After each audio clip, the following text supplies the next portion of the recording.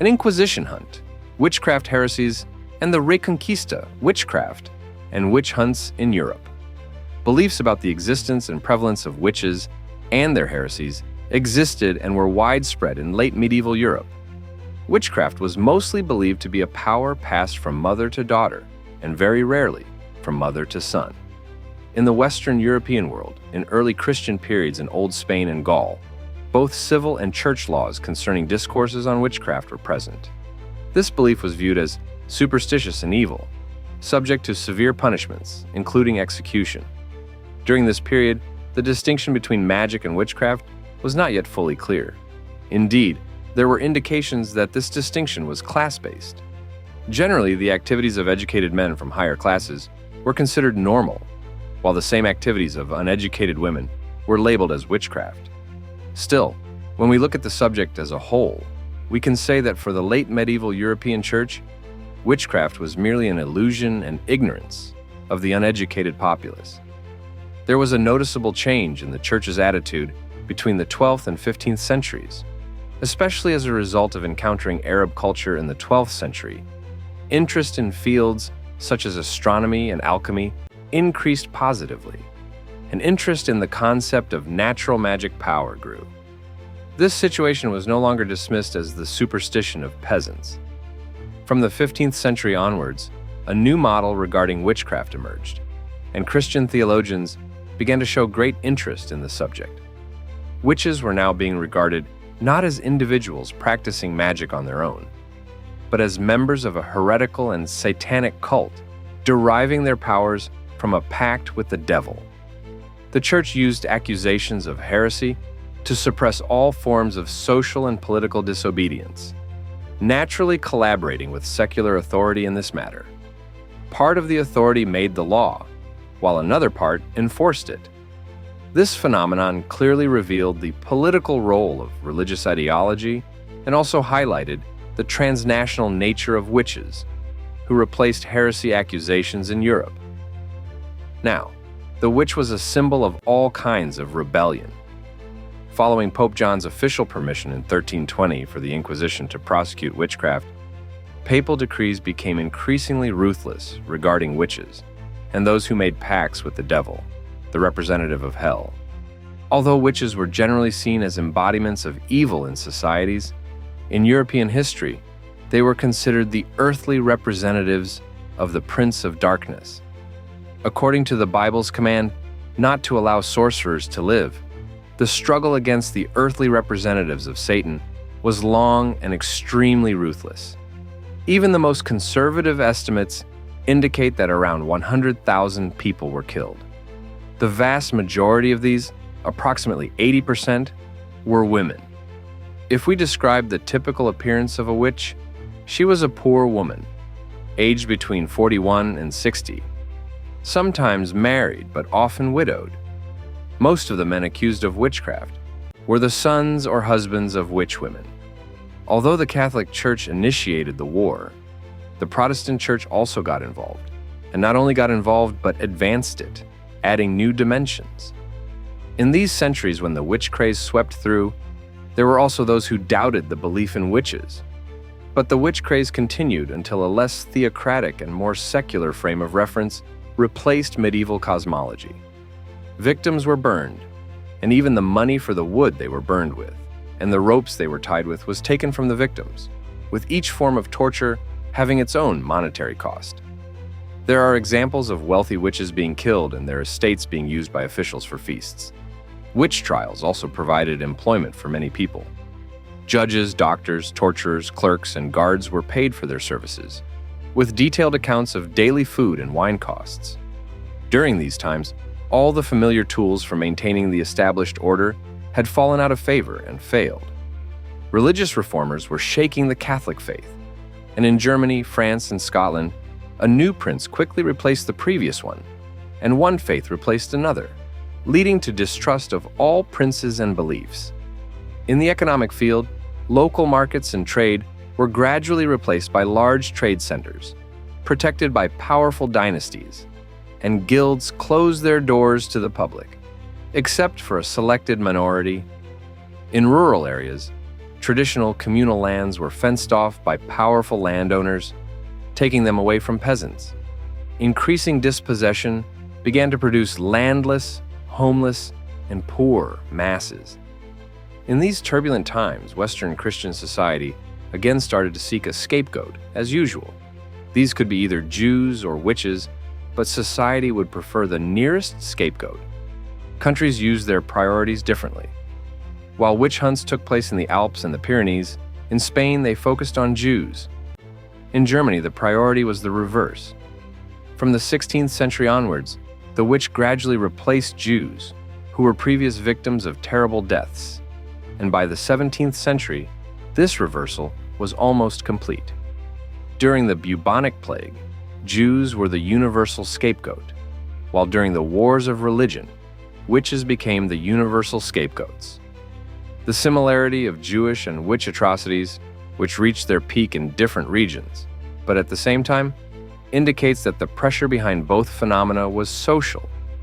Both represented nonconformity to society. These groups were persecuted without much justification, because the old law of the church did not condemn witches, and Jews were already infidels. The legal justifications for the persecution applied to both were provided by changing the law regarding witches and forcibly baptizing Jews. Research has revealed that poor women accused of witchcraft were mostly widows who had to live by begging from house to house because they lacked any support. The confessions and court records clearly show this situation. Those who accused them were the ones who claimed that bad things happened to them after they sent these pitiful women away empty-handed. Families with stepmothers were also among the places where witchcraft accusations were most frequently seen. Another aspect of the association between women and witchcraft was the belief that their fertility made them potentially more dangerous. The belief that menstrual blood was harmful and everything related to childbirth was magical and frightening dates back very far. Midwives, who knew the ins and outs of the birth event, surrounded by a web of mystery and fear, were thought to have special powers, and when peasants migrated to cities, they brought these beliefs with them. The indiscriminate and excessive sexuality resorted to in times of crisis was seen as returning the community to the mythical Golden Age at its origin. The desire to return to mythical beginnings seemed like an irrepressible longing.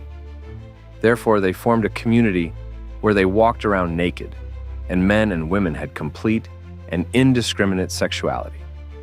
It is hard to believe at first glance that this occurred among Christians, even among Christian sects considered heretical, because in the Jewish and Christian tradition, every form of sexual freedom was a demonic crime requiring the highest penalty. It was no coincidence that in witch trials, the vast majority of those condemned were women who were carriers of old local religions. Those who resisted the new power structure and defended the old ways of existence most strongly were the ones most negatively affected by the new structure. Conquests brought with them misogynistic approaches and male-favoring economic and political power, collapsing the traditional social structure and lowering the status of women. Women often fled to hard-to-reach mountains to escape the oppression of the colonizers and local collaborators. They not only rejected Catholicism, but also returned to their religions and old social relations as much as possible. And in the communities of the mountains, like in many pre-industrial societies, although the healing arts and the medicinal properties of plants were known and practiced, witchcraft was not a known concept. However, in the 17th century, under torture and persecution, many poor and elderly local women began confessing to crimes similar to those in Europe. They too had made pacts and had sexual intercourse with the devil, flew in the air, practiced witchcraft by making wax images, and so on. They also confessed to worshiping stones, mountains, and springs. But worst of all, they were accused of enchanting authorities and other powerful men, causing their deaths. As a result, witch hunts in Europe occurred to varying degrees in different regions, depending on local characteristics, and continued with declines until the mid-18th century. The victims were burned, and even the cost of the wood used for the burning and the ropes they were tied with were charged to the victims. Each form of torture had its own monetary cost. It is also known that after killing a well-off witch, the authorities would sometimes feast on her inheritance. Inquisition. The Spanish Inquisition and Muslims 1492 marks a turning point in the history of the Iberian Peninsula. The unification of the kingdoms of Castile under Isabella and Aragon under Ferdinand, and the successful completion of the Reconquista, laid the groundwork for the emergence of a strong state. With the completion of political power, there began a tendency to establish religious unity. Before the Reconquista, the Umayyads had won the struggle with the Visigoths, and the conquest of the country had begun by the Muslims. The idea of the Spanish Reconquista, which started in 711 under King Pelayo, was realized with the capture of Granada, with the Muslims gradually losing city after city. Some notable Muslims migrated back to North Africa, usually those of the ulama class, while the remaining people continued to live on their lands. After completing the Reconquista, the Catholics also wanted to complete the religious unity in the country. Establishing religious unity meant resorting to the Spanish Inquisition. An Inquisition separated from the Roman Inquisition emerged in Spain, and efforts were made to ensure religious unity in the country. What changed after the Reconquista? Muslims began to be considered a religious minority group in the Iberian Peninsula. Muslims in Granada and other regions of Spain faced restrictions and compulsory baptisms. Muslim men living in Granada were required to wear certain items to signify their religion, and they were punished if they did not comply. They had to wear blue hats and carry the crescent symbol. Muslims and Jews were ordered to wear a sign indicating their religion. In Aragon, a law was enacted requiring Muslims to cut their hair in a way that identified them. Since Muslims were considered less of a threat compared to Jews, the restrictions imposed on them were somewhat lenient. Moreover, Muslims were skilled workers in agriculture, animal husbandry, butchery, carpentry, weaving, and similar trades, often being more proficient than Christians in these fields. In a decree issued in 1502, it was declared that all Muslims in Castile would be eradicated, and from this date onwards, all Muslims in Castile were considered Christians. Muslims who were forcibly or voluntarily converted to Christianity were referred to as Moriscos. However, many Muslims did not truly convert to Christianity. After receiving a report from a Catholic informant about the neighborhood where the converts lived, the royal court investigated and witnessed that the converts and Jews engaged in activities during Easter week that contradicted their faith. As a result, Ferdinand and Isabella, aware of people who harbored negative feelings towards Christianity, approached the Spanish ambassador in Rome and requested the establishment of a separate Inquisition in Spain. In 1478, Rome issued a decree acknowledging the presence of false Christians and approved a Spanish Inquisition separate from the Roman Inquisition. Isabella and Ferdinand established the first Inquisition court in Seville. Subsequently, Inquisition courts were set up in Córdoba, Valencia, Toledo, and many other cities. Unlike in the Middle Ages, the administrators of the Spanish Inquisition were appointed by Isabella and Ferdinand. The first general inquisitor of Spain was proclaimed as Torquemada. Lorenzo, appointed by the papacy to observe the Spanish Inquisition, reported that over 13,000 people were sentenced to be burned alive between 1481 and 1517. Approximately 200,000 people were subjected to various other punishments. Most of those punished were accused of deviating from Christianity, being forcibly converted Christians, Jews inclined to revert to their old ways, and finally, Muslims in southern Spain, Spanish Inquisition, and Muslims. Since it was not believed that the Andalusian Muslims had genuinely converted and become true Christians, they had to be monitored by the Spanish Inquisition. Like Jews, Muslims were also seen as a threat to Spain's religious unity. The first forced and mass baptisms were observed in Granada, followed by Castile and then Valencia. The Inquisition began seeking evidence of apostasy, to ensure that Muslims did not continue practicing their faith. Numerous proofs existed to expose the new Christians as crypto-Muslims, such as praying, performing ablutions, fasting, avoiding wine and pork, and conducting burial ceremonies.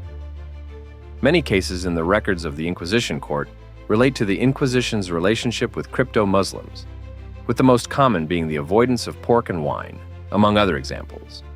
Realizing that the Inquisition's tortures and pressures could not convert crypto-Muslims to Christianity, the Royal Council, at the request of Philip III, decided to expel the Andalusian Muslims. The expulsion was first implemented in Valencia, then Aragon, Castile, Granada, and Catalonia. Thus, by the early 17th century, Muslims were forced to leave their homeland.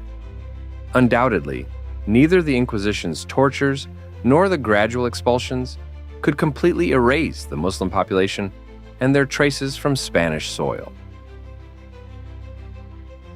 Additional materials on the Inquisition. The Inquisition is defined as the Catholic Church courts, established to punish those who strayed from Christianity or acted against its principles. Inquisition means harassing, oppressive investigation, and questioning. Inquisitor refers to judicial officials with no connection to the Church, but to whom the term is applied. The Inquisition began shortly after Constantine recognized and institutionalized Christianity. Emperor Theodosius I in 382 was the first to declare that abandoning or opposing Christianity required the death penalty. As a result of Christian heresies emerging in Europe, the Church and state faced difficulties, and problems arose not only in the religious, but also in the social, political, and economic fields. Parallel to the cultural and social developments of the 12th and 13th centuries, significant organizational and doctrinal reforms occurred within the Church. The Church played a unifying role in religion, leading to spiritual unity and the emergence of Europe as a Christian world. From the late 12th century and early 13th century onwards, and judicial and penal mechanism began to form under the Church's initiative. To protect the Christian populace from extreme religious groups, the Church was authorized to arrest, excommunicate, and confiscate the properties of those deviating from the faith. The Pope declared this a holy crusade and announced that indulgences would be granted to those who strove in this cause. In Verona, Pope Lucius III, along with Emperor Barbarossa, issued a decision to act more harshly on this matter. Those excommunicated for abandoning the faith would be captured by state officials and brought to trial, facing severe social sanctions, including the loss of citizenship. The decision taken in Verona laid the foundations for an Inquisition institution, giving each bishop the authority to investigate and interrogate deviations from the faith in their region. Those accused were required to take an oath to exonerate themselves, and those refusing to do so would be judged and punished. During the time of Pope Innocent III, investigations were conducted against those accused of opposing the faith, and the pressure on Jews was particularly severe. Innocent III accused Jews of charging excessive interest, amassing wealth, mocking Christians, employing Christian servants in their homes, and evading church taxes, and he complained to the kings. The Lateran Council issued 4 decisions concerning Jews. Innocent III declared a crusade against the Albigensians in southern France, accusing them of deviating from Christian beliefs, and aimed to eradicate them through supporters of Saint Dominic. Saint Dominic is recognized as the first inquisitor, and many Orthodox and Cathar Christians were killed in this struggle. From the late 12th century onwards, there were 2 types of inquisitions in force: the Inquisition by bishops in their own regions, and the Inquisition by envoys appointed by the Pope. As a result of the Dominicans, Franciscans, Cistercians, and other orders being appointed as envoys, the Inquisition was established and spread during the time of Pope Gregory IX. Upon taking office, the Pope assigned the Dominican chief abbot in Florence to investigate a group. Non-clerical agents continued to be used. In 1235, the Pope gave the title of General Inquisitor of France to the Dominican Robert Le Bougre, instructing him to work with all bishops and religious orders. The Inquisition, under this leadership, extended beyond France. It was enforced in all parts of Italy, including the islands, a large part of France, Central and Western Europe, and Portugal. The Inquisition even spread to Central and South American states. The Inquisition was not implemented only in England and Scandinavian countries. After France and Italy, the Inquisition spread to Germany, Bohemia, Hungary, and Slavic Scandinavian countries, covering the Latin world and Catholic countries outside of England. In Portugal, while this system was not included in 1532, in Spain in 1481, it was shaped according to the characteristics of the Catholic Church and religious and social problems. The application of inquisitors in various regions varied according to conditions. Apart from these, it can be seen that its rules followed a line of development since its establishment. Bernard Guy wrote the most advanced handbook on the Inquisition. Information is provided about the Inquisition courts, the inquisitors' sanctions against those who violated the rules, the trial process, and what criminal actions are applied. The Inquisition had its greatest impact in Spain and lasted the longest in this country. In the 13th century, the situation of Jews and Muslims forcibly converted to Christianity in Spain began to be discussed, and tortures began. Lorenzo stated that between 1481 and 1517, more than 13,000 people were burned to death, and more than 200,000 people were subjected to criminal proceedings. The vast majority of these were those who deviated from the Christian religion. Despite the efforts of wealthy Christianized individuals in Portugal, Diogo da Silva was appointed as the first general inquisitor. In 1536, the Pope issued a decree establishing the Inquisition on the Spanish model. Pope Paul gave his new envoy authority in managing the Inquisition. The king also appointed his brother as the general inquisitor, strengthening the judicial authority. Thus, the establishment of the Inquisition in this country was completed. Witchcraft and witch hunts in Europe. Results. In late medieval Europe, beliefs about the existence and prevalence of witches and their heresies were present. Witchcraft was often believed to be a power passed from mother to daughter, and, very rarely, from mother to son.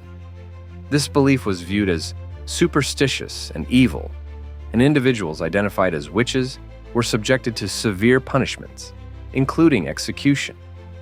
In late medieval Europe, witchcraft was regarded as the result of the illusions and ignorance of the uneducated populace. Between the 12th and 15th centuries, there was a significant change in the church's attitude. Following encounters with Arab culture, interest in the metaphysical field increased. Witches began to be seen not as individuals practicing magic on their own, but as members of a heretical and satanic sect, deriving their powers from contracts with the devil. Witches were viewed as embodiments of evil, and, in European history, were regarded as representatives of the Prince of Evil on earth.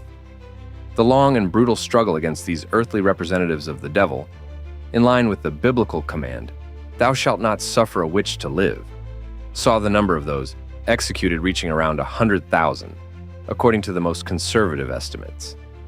Approximately 80% of those executed were women.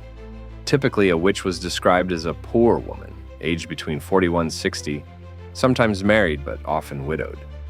Men accused of witchcraft were mostly sons or husbands of female witches.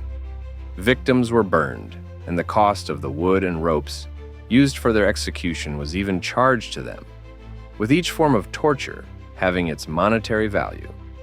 There are known instances where authorities feasted on the inheritance of wealthy witches after executing them.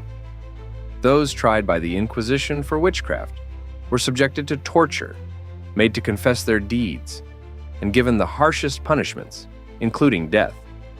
They were also made to confess to worshiping stones, mountains, and other sources. The worst accusation was that they bewitched and caused the deaths of other men with authority and power.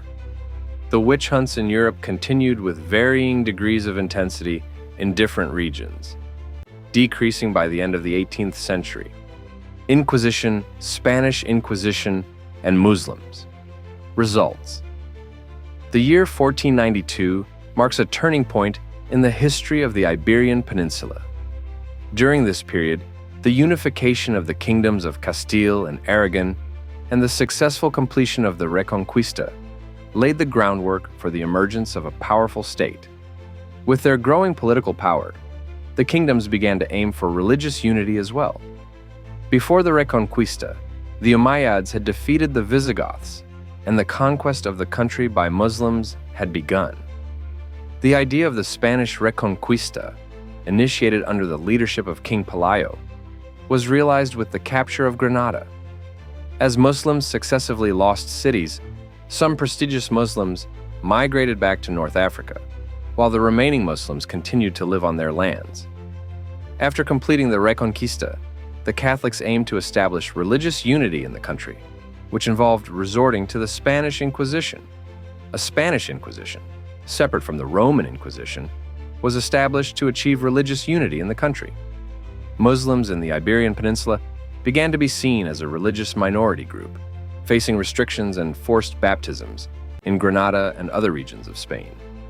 Forced and mass baptisms first appeared in Granada, followed by Castile, Valencia, and other cities.